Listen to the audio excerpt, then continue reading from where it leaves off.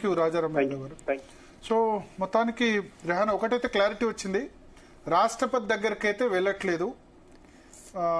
రాష్ట్రపతి సంబంధించి అయితే సుప్రీంకోర్టులో పెండింగ్ లో ఉంది. సెపరేట్ గా కేసు వేసే ఆలోచన ఏమీ లేదు అని రాష్ట్ర ప్రభుత్వం చెప్పింది. 2 ఆప్షన్స్ ఉన్నాయి.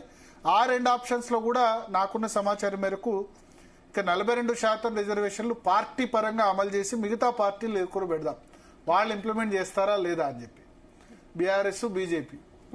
సో అక్కడ కానీ ఏమైతుందంటే ఎంత చేసినా ఇప్పుడు 42% ఇస్తామని వీళ్ళు చెప్పారు, ఇక్కడ దాకా తీసుకొచ్చినా సరే ఏమైందంటే కాంగ్రెస్ మళ్ళీ బీసీలకు చేయలేదు కదా అల్టిమేట్ గా అన్నది వస్తుంది రియాక్షన్.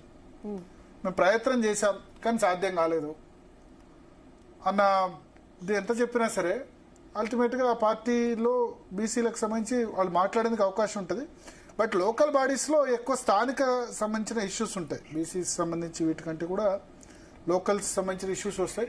బట్ నెక్స్ట్ ఎలక్షన్స్ లో వాటిలో కానీ దీనిలో ఇంపాక్ట్ అయ్యే అవకాశం ఉంది. మనతో పాటు మధ్యప్రదేశ్ ఐఏఎస్ అధికారి